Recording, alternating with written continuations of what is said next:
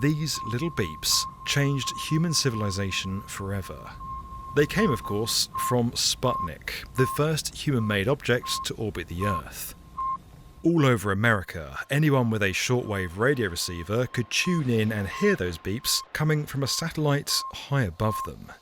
Naturally, the American military worried the Soviet Union would attach missiles to it. This fear drove the army to put together a proposal for a new kind of base, a city under the ice in the Arctic, close to the Soviets.